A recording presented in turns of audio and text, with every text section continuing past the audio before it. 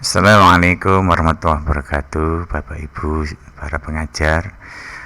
Ini adalah tutorial tentang modul project ya, modul project penguatan profil pelajar Pancasila. Kalau di madrasah ada yang namanya profil pelajar rahmatan lil alamin ya. Di sini pada tutorial ini kita akan membahas bagaimana cara menginput dimensi elemen maupun sub-elemen secara mudah ya. Nanti kita ada alat bantu, aplikasi sederhana supaya dalam menginput dimensi sub-elemen dan lain sebagainya bisa dilakukan dengan cara cepat dan mudah ya. Ini adalah salah satu contoh dari modul project yang saya buat ya. Tema gaya hidup berkelanjutan. Kemudian untuk fase A kelas 1 SDMI ya. Ini ada struktur dari modul proyek. Yang pertama identitas, kemudian identitas meliputi nama sekolah sampai tim. Kemudian ada tingkat kesiapan satuan pendidikan. Nah, yang kedua adalah tujuan, analisis, dan target pencapaian. Karena di sini adalah tutorial membahas tentang penginputan dimensi, maka struktur yang lain akan kita bahas secara cepat saja ya. Ini adalah tujuan, kemudian ini adalah alur yang menggambarkan nanti dalam proses langkah-langkah pembelajaran project. Kemudian ada target ya, ada target. Tentu target ini beracuan pada dimensi P5 P2RA ya. P5 penguatan project penguatan profil pelajar Pancasila dan pelajar rahmatan lil alamin kalau madrasah. Nah, yang saya maksud ini adalah pada bagian dimensi profil pelajar Pancasila. Nanti kalau di madrasah bisa ditambahi pelajar rahmatan lil alamin.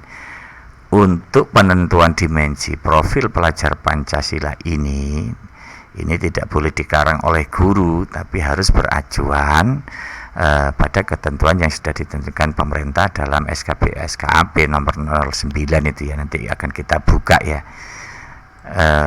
Tentu dalam menentukan dimensi ini juga kita harus memperhatikan dari proses pembelajaran, langkah-langkah pembelajaran dalam pembelajaran project P5 ini ya. Caranya adalah misalkan ya, yang kita pilih dimensinya adalah beriman dan bertakwa kepada Tuhan Yang Maha Esa dan berakhlak mulia. Maka kita harus membuka SKB SKAP nomor 009-H-KR-2022. Kita cari dimensi beriman dan bertakwa. Oke, sudah ketemu ini ya.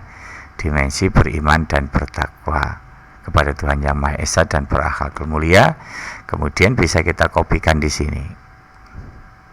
Oke, sudah selesai. Kemudian kita cari elemennya ya. Elemen ini saya tandai yang berwarna kuning, blok kuning ini ya. Ini adalah elemen ya. Elemen ada elemen akhlak beragama. Ini kalau pada dimensi beriman bertakwa itu ya. Kemudian ada elemen akhlak pribadi, ada elemen akhlak kepada manusia, dan ada juga elemen akhlak kepada alam. Misalkan kita pilih elemen akhlak kepada alam ya. Kita copy, kemudian kita pastekan di sini. Oke, selesai. Tinggal kita cari sub elemen dan target pencapaian.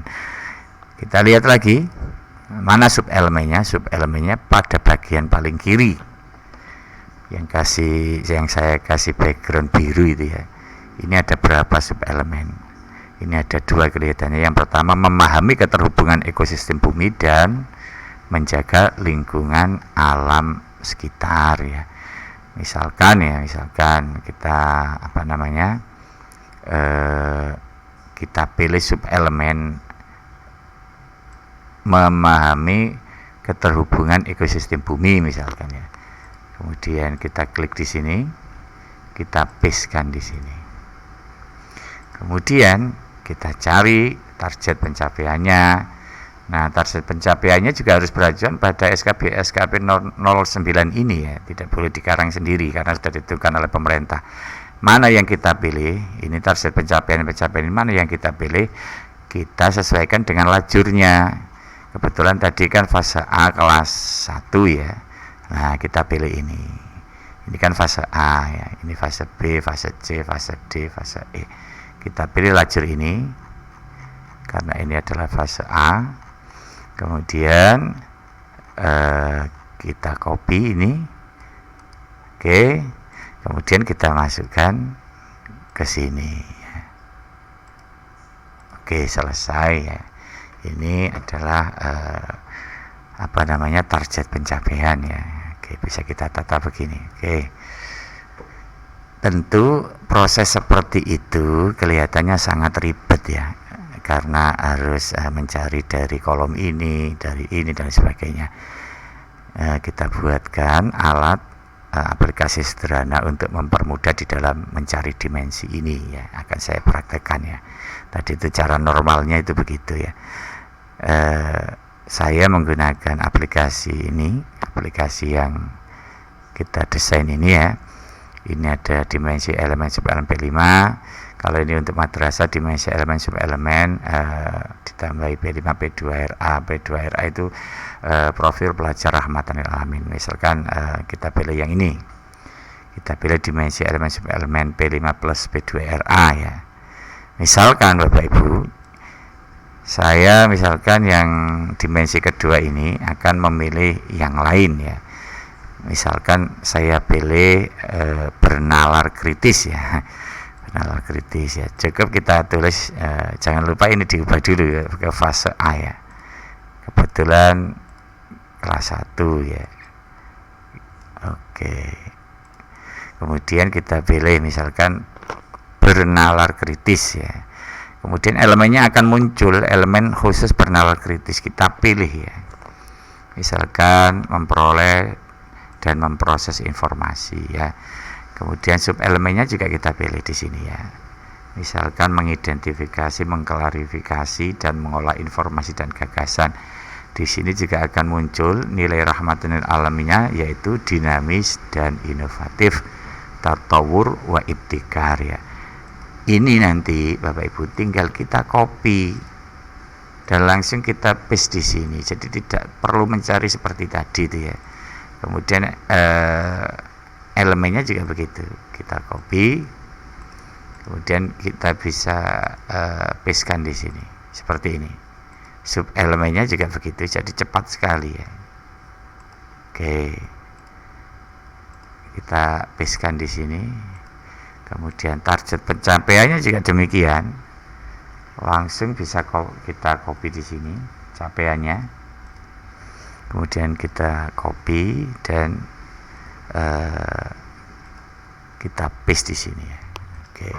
Sekali lagi untuk menentukan dimensi profil pelajar Pancasila dan nanti ditambahi rahmatan lil alamin ini, itu harus beracuan pada ketetapan yang sudah ditentukan oleh pemerintah ya, yakni pada ini keputusan Kepala Badan Standar Kurikulum dan Asesmen Pendidikan Kementerian Pendidikan Kebudayaan Riset dan Teknologi nomor 009/H/KR/2022 ya. Itu sekedar simulasi dari aplikasi sederhana itu, sehingga mencari begini itu mudah sekali, tidak perlu mencari seperti tadi itu dari kolom ini lompat ke kolom ini ya. Jadi kadang-kadang memang membingungkan ya. Oke, ini adalah tutorial yang menjadi titik tekan kita ya. Jadi aplikasi sederhana ini kelihatannya bisa membantu ya.